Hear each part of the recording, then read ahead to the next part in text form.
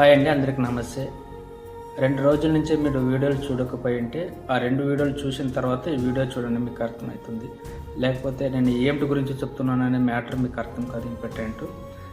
ఆ 2 వీడియోలు చూసిన వారికి ఈ వీడియో ఏమిటనేది అర్థమవుతుంది. ఇది మీకోసమే వీడియో. ఆ 2 వీడియోలు చూసిన వారికి, ఆ 2 వీడియోలు చూడకపోయి ఉంటే కింద లింక్లో ఇస్తాను, అక్కడి నుంచి మీరు చూడొచ్చు. ఆ 2 వీడియోలు మీకు నేను చెప్పాను, మీ అబ్బాయి ఫైనాన్షియల్ ప్రాబ్లం సాల్వ్ చేయాలి. మీరు ఫస్ట్ అనుకేసాను ప్రాబ్లం మీరు ఎందుకు సాల్వ్ చేయాలి, ఎందుకు లేదు అని అంటే, ఆ ప్రాబ్లం సాల్వ్ చేయకపోతే మీ అబ్బాయి మైండ్లోనూ అదే తిరుగుతుంది. దాని మీద ఉండే ఫోకస్ వేరే దాని మీద చూపించలేడు. ఎందుకంటే అది క్లియర్ చేసుకుని నెక్స్ట్ స్టెప్కి వెళ్దామనే ప్రయత్నమే చేస్తుంటాడు, కానీ దాంట్లో నుంచి బయటకు రాడు. ఇంపార్టెంట్, దాంట్లో నుంచి బయటకు వస్తేనే కదా ఎవరైనా కానీ ముందు స్టెప్కి వెళ్ళేది. దాని గురించి మిమ్మల్ని సపోర్ట్ చేయంటున్నాం. మీ అబ్బాయి మీకు తెలియకుండా దాని గురించి ఫైనాన్షియల్గా రొటేషన్ చేస్తుంటాడు ఆల్రెడీ. ఇక్కడ తీసి అక్కడ కట్టేది, అక్కడ తీసి ఇక్కడ కట్టేది, లేదా ఫైనాన్స్ తీసుకునేది, లేదా ఇంట్రెస్ట్ తీసుకునేది, ఆల్రెడీ రొటేషన్ చేసుకుంటే అది ఆ మార్గంలో ఆల్రెడీ వెళ్ళింటాడు. కాబట్టి దాన్ని మీరు సాల్వ్ చేయాలని చెప్తున్నాను నేను.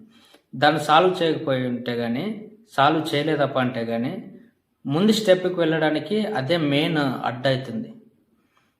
మీరు దాన్ని క్లియర్ చేసిన తర్వాత మీరు కూర్చోబెట్టుకుని కలిసి మాట్లాడాలని చెప్తున్నాను. అది క్లియర్ చేయలేదంటే చాలా ఇబ్బంది అవుతుంది. మీరు కూడా ఆలోచించండి ఒకసారి. మీకు అప్పు ఉందంటే వేరే దాని మీద మీరు ఏదన్నా ట్రై చేయగలరా? ఏం చెప్పున్నా దాన్ని సాల్వ్ చేయడానికే తొందరడుతుంటారు. కాబట్టి మీరైనా కానీ దాన్ని సాల్వ్ చేయడానికే మీరు కానీ కష్టపడుతుంటారు కదా.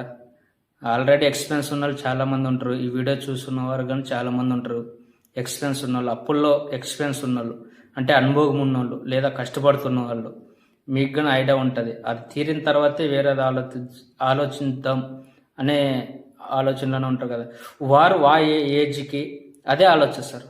ఇది ఫస్ట్ ఇది క్లియర్ చేసుకొని నెక్స్ట్ ఇది ఒక ట్రై చేద్దాం, ఒక ప్రయత్నం చేద్దాం అనే ఆలోచనలోనే ఉంటారు. కాబట్టి మీరు దాన్ని సపోర్ట్ చేయాలనికని మిమ్మల్ని మీకు తెలియజేయడం జరుగుతుంది.